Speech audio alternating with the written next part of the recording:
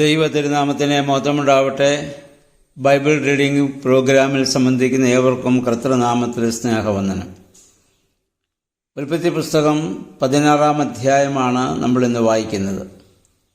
15-ാം അധ്യായത്തിൽ യഹോവയായ ദൈവം അബ്രാഹവുമായുള്ള ഒരു ഉടമ്പടി,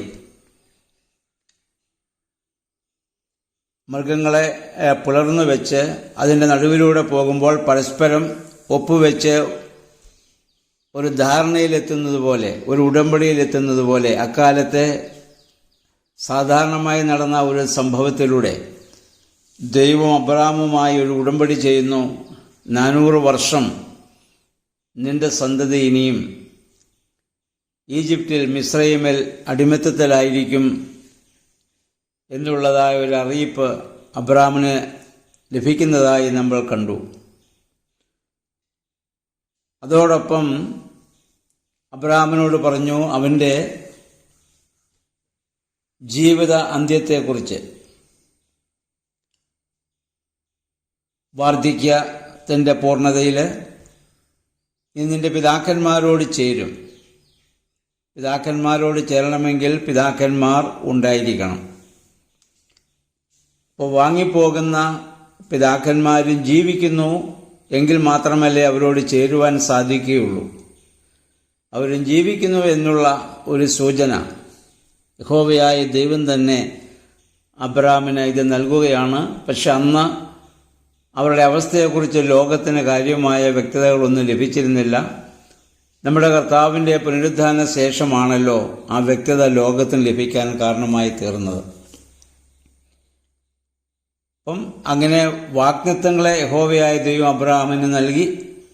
നിന്റെ സന്തതി ആകാശത്തിലെ നക്ഷത്രം പോലെയെന്നും ഇതിനു മുൻപ് കടൽത്തീരത്തെ മണൽ പോലെയും ഭൂമിയിലെ പൂഴി പോലെയും എണ്ണുവാൻ സാധിക്കാത്തതുപോലെ വർദ്ധിക്കുക. അവ രണ്ടും എണ്ണിത്തിട്ടപ്പെടുത്തുക സാധ്യമല്ലല്ലോ.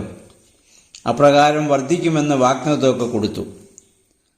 ആ വാഗ്ദത്തമൊക്കെ ലഭിച്ച് വർഷങ്ങൾ മുന്നോട്ട് പോവുകയാണ്. 75-ാം വയസ്സിലാണ് യഹോവയായ ദൈവം അബ്രാമിനെ വിളിക്കുന്നത്. അവിടുന്ന് വിളിച്ച ഇപ്പോൾ ഏകദേശം 85 വർഷം, ഒരു 85 വയസ്സോളം അബ്രാമിനായി ദൈവത്തിൻ്റെ വിളി കേട്ട് ഇറങ്ങി വന്നിട്ട് ഏകദേശം 10 വർഷം അദ്ദേഹം ആകുകയാണ്. അപ്പോഴാണ് അദ്ദേഹത്തിൻ്റെ സന്തതികൾക്ക് ദേശം കൈവശമാക്കുമെന്ന് വാഗ്ദത്തം നൽകിയെങ്കിലും അത് നിറവേറ്റാനായി ഒരു പുത്രൻ പോലും അവർക്ക് ജനിച്ചില്ല. തന്നെയല്ല, സാറ വന്ധ്യയാണെന്ന് തീർച്ചയാക്കപ്പെടുകയും ചെയ്തു. ഈ സാഹചര്യത്തിൽ അബ്രാമും സാറയും ചേർന്ന് ഒരു തീരുമാനമെടുക്കുകയാണ്. ദൈവം നമുക്ക് നൽകിയതായ വാഗ്ദാനം സ്വീകരിക്കുവാൻ ഒരു മകൻ നമുക്കുണ്ടായിരിക്കേണ്ടത് ആവശ്യമാണല്ലോ. ഇതിനു മുൻപ് യഹോവയായ ദൈവം പറഞ്ഞു, നിന്റെ ദാസനായിരിക്കുകയില്ല, നിന്റെ മകൻ തന്നെ അതിന് അവകാശിയാകുമെന്ന് ദൈവം വാഗ്ദത്തം ചെയ്തിട്ടുണ്ട്. അത് പ്രാപിക്കണമെങ്കിൽ ഇനി നമ്മൾ താമസിച്ചുകൂടാ. മാത്രമല്ല, പഴയ നിയമകാലങ്ങളിൽ മക്കളില്ലാതെ ഒരാൾ മരിക്കുക എന്നുള്ളത് ശാപമായി അവർ കണ്ടിരുന്നു. അപ്പോൾ മക്കളെ പ്രസവിക്കാത്ത ഒരു സ്ത്രീയുടെ മാനസികമായ അന്നത്തെ സമ്മർദ്ദങ്ങളും നമ്മൾ ഇതോട് ചേർന്ന് മനസ്സിലാക്കണം. എന്നിട്ട് അവർ ഒരു പുതിയ മാർഗം കണ്ടെത്തി. സാറയാണത് അബ്രാമിനോട് പറയുന്നത്, നമ്മുടെ വീട്ടിൽ നിൽക്കുന്ന അടിമ പെൺകുട്ടിയായ ഹാഗാറിനെ നീ പ്രാപിക്കുക, അവളിലൂടെ ഒരു കുഞ്ഞ് ജനിക്കുവാൻ കാരണമാവട്ടെ. അപ്പം നമ്മുടെ മക്കളായി അബ്രാമിൻ്റെ മകനായി ആ വാഗ്ദത്തം പ്രാപിക്കുവാൻ ഇടവരുമല്ലോ എന്നുള്ളത്. അത് അക്കാലങ്ങളിൽ, അന്നത്തെ കാലത്ത് അത് നിലവിലിരുന്ന ഒരു സാഹചര്യം കൂടിയാണ്. കാരണം ഉൽപ്പത്തി പുസ്തകം 30-ാം അധ്യായത്തിൻ്റെ 3-ാം വാക്യം നമ്മൾ വായിക്കുമ്പോൾ, പിന്നീട് അബ്രാമിൻ്റെ കൊച്ചുമകൻ യാക്കോബ് ഭാര്യ റാഹേൽ തനിക്ക് മക്കളുണ്ടാകുവാൻ താമസിച്ചപ്പോൾ തൻ്റെ പരിചാരികയായിരുന്ന ബിൽഹായെ പ്രാപിക്കുവാൻ യാക്കോബിനെ അവിടെ നിർബന്ധിക്കുന്നുണ്ട്. അദ്ദേഹത്തിൻ്റെ ആദ്യ ഭാര്യയായിരുന്ന ലേയായും മക്കളെ പ്രസവിക്കുവാൻ താമസിച്ചപ്പോൾ തൻ്റെ ദാസിയായിരുന്ന സിൽഫായുമായി യാക്കോബ് ബന്ധപ്പെടുവാൻ അദ്ദേഹത്തെ പ്രേരിപ്പിക്കുന്നതായി നമ്മൾ കാണുന്നുണ്ട്. ഇന്നത്തെ പോലെ ദൈവികമായ വെളിപ്പെടുത്തലുകളെ പൂർണ്ണമായി ആ കാലങ്ങളിൽ മനുഷ്യന് ലഭ്യമായിരുന്നില്ലല്ലോ. എന്നാൽ പുതിയ നിയമത്തിലേക്ക് നമ്മൾ വരുമ്പോൾ നമ്മുടെ കർത്താവിൻ്റെ പഠിപ്പിക്കൽ സ്വഭാര്യയെ ഉപേക്ഷിച്ച് മറ്റൊരു സ്ത്രീയെ പരിഗ്രഹിക്കുന്നവനെല്ലാം വ്യഭിചാരമാണ് ചെയ്യുന്നതെന്നുള്ള ഒരു വലിയ പഠിപ്പിക്കൽ നമ്മുടെ കർത്താവാണ് ലോകത്തിന് നൽകിയത്. അതുകൊണ്ട്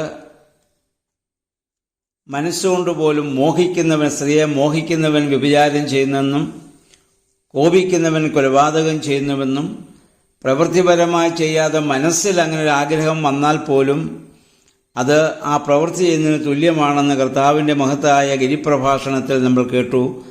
മത്തായിയുടെ സുവിശേഷം 5-ാം അധ്യായത്തിൻ്റെ 21 മുതൽ പുതിയ നിയമം നമ്മൾ പഠിച്ചപ്പോൾ നമ്മളത് ചിന്തിച്ചതാണ്. എന്നാൽ ഈ കാലഘട്ടങ്ങളിൽ അബ്രഹാം ജീവിച്ചിരുന്ന കാലഘട്ടത്തിൽ ദൈവികമായ വെളിപ്പെടുത്തലുകൾ പൂർണ്ണമായും മനുഷ്യനൊരിക്കലും ലഭിച്ചിട്ടില്ല. നമ്മുടെ കർത്താവ് വന്നതോടുകൂടിയാണല്ലോ ആ പണ്ട് ഭാഗമായും വിവിധമായി ലഭിച്ചിരുന്ന വെളിപ്പാടുകളെ പൂർണ്ണമായി നമ്മുടെ കർത്താവിലൂടെയാണ് ലോകത്തിന് ലഭിക്കാൻ കാരണമായി തീർന്നത്. അപ്പോൾ അന്നത്തെ പശ്ചാത്തലത്തിൽ സാറയാണ് അബ്രഹാമിനെ ഇവിടെ നിർബന്ധിക്കുന്നത്.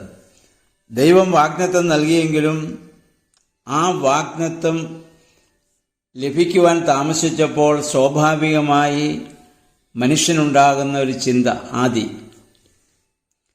അതെപ്പോഴാണ് നടക്കുക?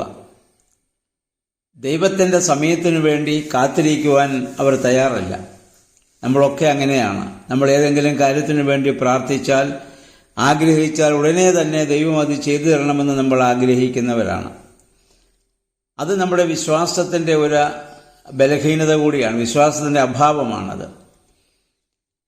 അതുകൊണ്ടാണ് സാഹചര്യ സമ്മർദ്ദങ്ങളാലും മാനുഷിക ബലഹീനതയാലും ഒക്കെ നമ്മൾ ആ തെറ്റിലേക്ക് പോകാനൊരു കാരണം അതാണ് ഇപ്പോൾ അബ്രാമിനും ഇവിടെ സംഭവിക്കുന്നത്. സാഹചര്യങ്ങളുടെ സമ്മർദ്ദം, മാനുഷികമായ ആ ബലഹീനത ആ സാറയിൽ നിന്ന് വരുന്നു. അപ്പം അതുകൊണ്ടാണ് അബ്രാം അങ്ങനെയൊരു പ്രവൃത്തിയിലേക്ക് പോകാൻ കാരണമായിട്ട് തീരുന്നത്. എന്നാൽ ദൈവത്തിൻ്റെ സമയത്തിനു വേണ്ടി നമ്മൾ കാത്തിരിക്കുക എന്നുള്ളതാണ് വിശ്വാസത്തിൻ്റെ പൂർണ്ണത എന്ന് നമ്മൾ മനസ്സിലാക്കണം. പരിശുദ്ധ അമ്മയും നമ്മുടെ കർത്താവ് ഇതിനു മുമ്പ് പറഞ്ഞതുപോലെ, ഇതാ ഞാൻ കർത്താവിൻ്റെ ദാസി, അവിടുത്തെ ഹിതം പോലെ എനിക്ക് ഭവിക്കട്ടെന്നും, പിതാവേ എൻ്റെ ഇഷ്ടമല്ല അവിടുത്തെ ഇഷ്ടം പൂർണ്ണമാകണമെന്ന് പ്രാർത്ഥിക്കാനും നമുക്ക് സാധിക്കുമ്പോഴാണ് നമ്മൾ വിശ്വാസത്തിൻ്റെ പൂർണ്ണതയിൽ എത്തിയെന്ന് പറയാൻ സാധിക്കുന്നത്. അങ്ങനെ അബ്രാം നമുക്കറിയാം ഈ ഹാഗാറിനെ പ്രാപിക്കുകയും അവളിലൂടെ ഒരു കുഞ്ഞ് ജനിക്കാൻ കാരണമായിട്ട് തീരുകയും ചെയ്തു. എന്നാൽ തനിക്ക് കുഞ്ഞ് ജനിച്ചപ്പോൾ കുഞ്ഞിനെ ജന്മം നൽകുവാൻ സാധിക്കാത്ത, പ്രസവിക്കുവാൻ സാധിക്കാത്ത സാറ അവളുടെ മുമ്പിൽ നിന്നയായി മാറി. അത് മനുഷ്യരുടെ ഇടയിൽ സ്വാഭാവികമായി ഉണ്ടാകുന്ന ഒരു പാപകരമായ ഒരു പ്രവണതയാണല്ലോ അത്.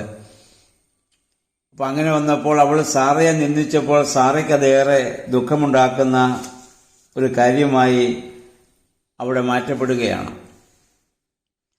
അപ്പോൾ സാറ അബ്രാമിനെയാണ് കുറ്റപ്പെടുത്തുന്നത്, നീ മുഖാന്തരമാണ് എനിക്കിങ്ങനെ സംഭവിച്ചെന്നൊക്കെ പറഞ്ഞ്. അത് സ്ത്രീ സഹജമായൊരു ബലഹീനതയാണ്. സാറയാണ് അബ്രാമിനെ പ്രേരിപ്പിച്ചതെന്ന് നമുക്കറിയാം. എന്നാൽ ഇപ്പോൾ കുറ്റം അബ്രാമിനെ കുറ്റപ്പെടുത്തുന്ന ഒരു അവസ്ഥയിലേക്ക് വരുന്നുണ്ട്. അപ്പോൾ അബ്രാം പറയുന്നുണ്ട്, നീയാണ് ഈ കുടുംബത്തിൻ്റെ അവകാശി, അവൾ നിന്റെ കയ്യിലിരിക്കുന്നു, നിന്റെ ഇഷ്ടം പോലെ നീ അവളോട് ചെയ്തുകൊള്ളുക. അപ്പോൾ സാറ ഹാഗാറിനെ അല്ലെങ്കിൽ വേദനിപ്പിക്കുന്ന രീതിയിൽ അവളെ പ്രവർത്തിക്കാൻ തുടങ്ങുകയും നിർവാഹമില്ലാതെ ഹാഗാർ അവിടെ നിന്ന് ഇറങ്ങിപ്പോവുകയും ചെയ്യുന്നത് നമ്മൾ കാണുന്നുണ്ട്. ആ സമയത്ത് ദൈവത്തിൻ്റെ ദൂതൻ അവിടെ ഇടപെട്ട് ഹാഗാറിനെ പിന്നെ തിരികെ കൊണ്ടുവന്ന് അബ്രാമിൻ്റെ വീട്ടിലേക്ക് വരുവാൻ തക്കവണ്ണം അവളെ തിരിച്ചയക്കുന്നതായ സംഭവവും നമ്മളിവിടെ വായിക്കുന്നുണ്ട്. അപ്പം ഇവിടെ നമ്മൾ മനസ്സിലാക്കുന്നത് ഇസ്മായേൽ എന്ന ഒരു മകൻ അതിനുശേഷം ഇവിടെ ഹാഗാറിലൂടെ അബ്രാമിന് ഇവിടെ ജനിക്കുകയാണ്.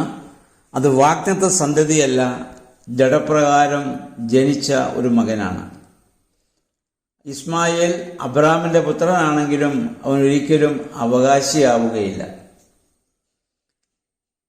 ആ സന്തതിയാണ് പിന്നീട് നമുക്ക് ഇതിൻ്റെ ഒരു 21-ാം അധ്യായത്തിലേക്ക് വരുമ്പോൾ ഹാഗാർ പിന്നീട് അബ്രാമിന്റെ ഭവനത്തിൽ നിന്ന് ഇസ്മായിലുമായി പുറത്തു പോകേണ്ട സാഹചര്യം വരികയും അവിടെ വെച്ച് ദൈവം ഹാഗാറിന്റെ നിലവിളി കേട്ട് ദൈവത്തിന്റെ മാലാഖ ഹാഗാറിനോട് പറയുന്നുണ്ട്, ബാലനെ നീ താങ്ങി എഴുന്നേൽപ്പിക്കുക, അവനൊരു വലിയ ജാതിയാകും.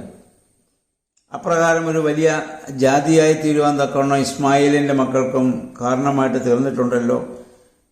ഒരു കാലത്ത് ഇസ്രായേൽ മൂത്ത സഹോദരന്മാർ എന്ന രീതിയിൽ അവരെ കരുതിയിരുന്നു. എന്നാൽ ഇന്ന് അവർ തമ്മിലാണ് ഇന്ന് ഭൂമിയിൽ ഏറ്റവും വലിയ ശത്രുതയുള്ളത് എന്ന് നമുക്കറിയാം. കാരണം ജഡത്തിന്റെ ഇച്ഛപ്രകാരം മനുഷ്യൻ നടക്കുന്നതായ ഓരോ പ്രവൃത്തികളും ഇന്നല്ലെങ്കിൽ നാളെ നമുക്ക് അതൊരു പ്രതികൂലമായി വരാൻ സാധ്യതയുണ്ട്. അതുകൊണ്ട് ഈ വേദഭാഗം നമ്മെ ഓർമ്മപ്പെടുത്തുന്നത് ദൈവത്തിന്റെ സമയത്തിനു വേണ്ടി, ദൈവം നൽകിയ വാഗ്ദത്തത്തിനു വേണ്ടി ക്ഷമയോടെ കാത്തിരിക്കുക എന്നുള്ളതാണ്. ആ സഹിക്കാനും ക്ഷമിക്കാനുമുള്ള നമ്മുടെ ആ മനോഭാവമാണ് വിശ്വാസത്തിന്റെ സ്ഥിരതയും വിശ്വാസത്തിന്റെ പൂർണ്ണതയും എന്ന് പറയുന്നത്. അതുകൊണ്ട് നമുക്കും പല ആവശ്യങ്ങളും പ്രശ്നങ്ങളും പ്രതിസന്ധികളൊക്കെ ജീവിതത്തിലുണ്ടാകുമ്പോൾ ദൈവസ്ഥലത്തിൽ നമ്മൾ പ്രാർത്ഥിക്കുമ്പോൾ അത് താമസിച്ചാൽ ദൈവം അപേക്ഷ കേട്ടില്ല എന്നല്ല അർത്ഥം. ദൈവത്തിന് പ്രവർത്തിക്കാനുള്ള സമയം ഇപ്പോൾ നമ്മളോട് പ്രവർത്തിക്കാനുള്ള സമയമായിട്ടില്ല എന്ന് മാത്രം നമ്മൾ അത് വിശ്വസിക്കുക. സമയമാകുമ്പോൾ ദൈവം നമ്മെ ഉയർത്തിക്കൊള്ളും.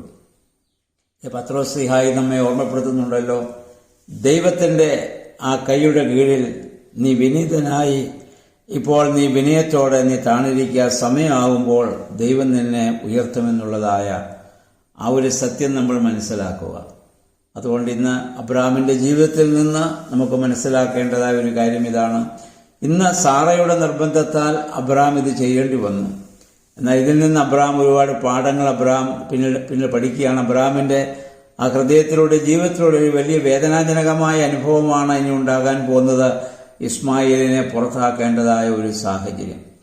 താൻ ജന്മം നൽകിയ തന്റെ രക്തത്തിൽ പിറന്ന തന്റെ മകനെ തന്റെ ഭവനത്തിൽ നിന്ന് എന്നേക്കുമായി അവകാശമില്ലാതെ പുറത്താക്കുക എന്നുള്ളത് ഏതൊരു മനുഷ്യനെയും വേദനിപ്പിക്കുന്നതായ സംഭവമാണ്. അത് അബ്രാം അനുഭവിക്കേണ്ടി വരുന്നുണ്ട്. അങ്ങനെ തന്റെ ഭാര്യയുടെ വാക്ക് കേട്ട് ഇതൊക്കെ പ്രവർത്തിച്ചുകൊണ്ടാവാം അബ്രാമിന് അങ്ങനെ സംഭവിക്കുന്നത്.